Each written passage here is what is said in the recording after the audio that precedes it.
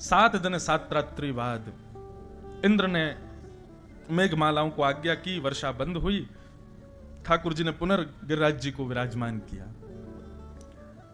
खूब जय जयकार हुई, ठाकुर जी को लेकर के सब ब्रजवासी कंधे पर उठा करके नाचने लगे, खूब आनंद करने लगे। अब गर्ग संहिता की एक कथा आती है, बहुत ध्यान से सुनना। जब ठाकुर जी ने गिरिराज जी वापस विराजमान कर दिए तो ब्रजवासियों के कुछ समूह आपस में चर्चा करने लगे, बोले ये नंद जी को लाला जो है का है ना, जे सामान्य बालक नहीं है, जे कोई भगवान है और या फिर ये कोई देवता है। और वे सब गए जाकर के नंद बाबा से कहने लगे, बोले नंद बाबा आप हमसे कुछ छुपा रहे हो, सांची सांची बताओ, ये तुम्हारे लाला में ऐसा कौन सा गुण है, ऐसे कौन से देवता हैं या कि बंदर या फिर या में कछु तो विशेषता है, हमको बताओ।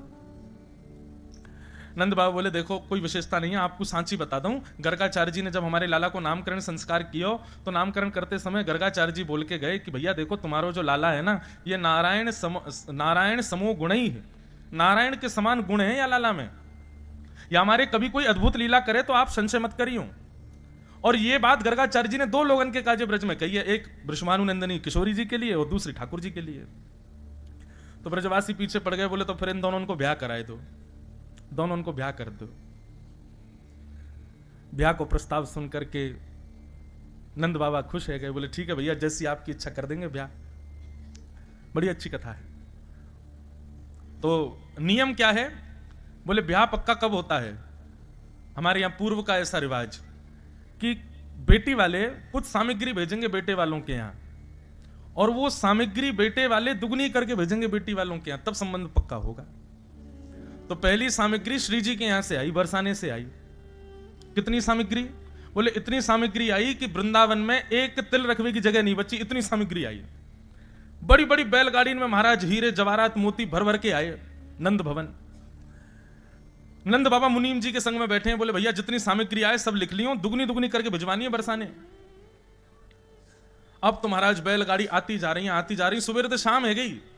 नंद बाबा बोले और कितनी है, बोले अभी तो जगह ना बची वृंदावन में, अभी तो मार्ग में ही खड़ी है बैलगाड़ी।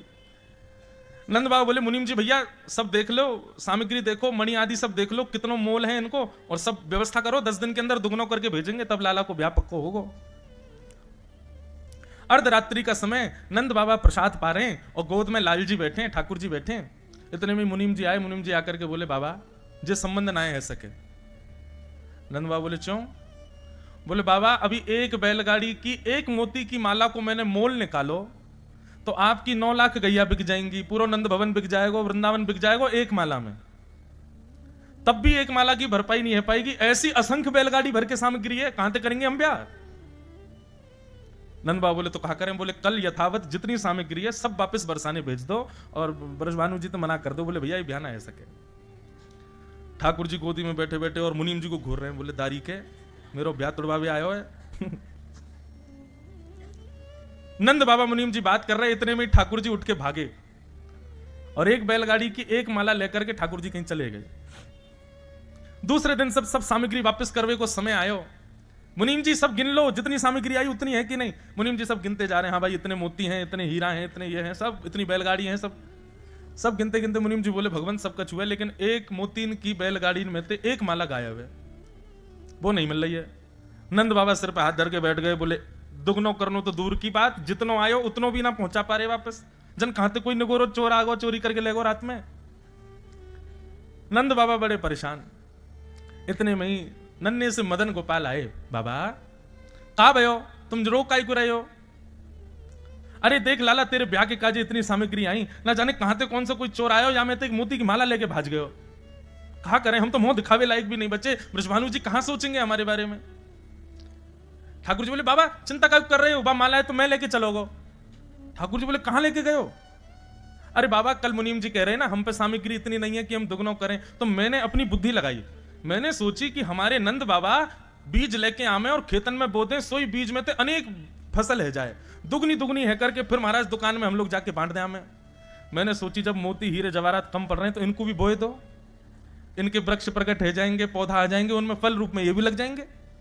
नंद बाबा बोले बाबड़े कहा करके आयो लाला, ये कोई मोती बोवे तो होवे थोड़े ही है, अमुक दिखा तो सही कहां बो के आयो है। ठाकुर जी उंगली पकड़ करके नंद बाबा को ले गए। आज भी बंधुओं वो गांव, वो स्थान विद्यमान है नंद गांव के पास में, ठाकुर जी लेकर के गए। नंद बाबा ने जैसे ही खेत में जाके देखो तो मोती, हीरे, जवाहरात, मणियों के बड़े बड़े वृक्ष लगे हैं और उन पर फल रूप में मोती, मणि और सुंदर सुंदर आभूषण लटके हुए हैं। नंद बाबा तो देख करके हैरान है कि बोले लाला जे कैसे भयो? बोले बाबा वो मत सोचो कैसे भयो, मेरो ब्याह पक्को कर दो, ये सब दुगनो दुगनो करके भिजवाए दो, मेरो ब्याह कराए दो। तो ऐसे कहीं कहीं ब्रज के ग्रंथों में, कहीं कहीं गर्ग संहिता में, कहीं कहीं ब्रज के साहित्य में किशोरी जी के साथ ठाकुर जी का विवाह संपन्न हुआ, ऐसा भाव। वैसे बंधुओं एक बात कहें, लोग कहते हैं महाराज जी ठाकुर जी का रुक्मणी जी से ब्याह हुआ, किशोरी जी से ब्याह बातें करनो पड़े जाते ना होवे, जो अपनों ही है, जो हमारो ही है, वाकू ब्याह करके दिखावे की कहा आवश्यकता। श्री जी ठाकुर जी से भिन्न नहीं है, श्री जी ठाकुर जी से अलग नहीं है, श्री जी तो नित्य ठाकुर जी की हैं। हाँ, लक्ष्मी ठाकुर जी की नहीं है, इसलिए ठाकुर जी उससे ब्याह करते हैं। ब्याह उसी से तो किया जाता है जो हमारा नहीं है, अपना बनाने के लिए उससे ब्याह किया जाता है, लेकिन जो नित्य हमारा है। अब ये विषय ऐसा है कि इसके लिए तो फिर भाव से राधा रसामृत सुनो, ब्रज की लीलाएं अलग से सुनो, वो हम कर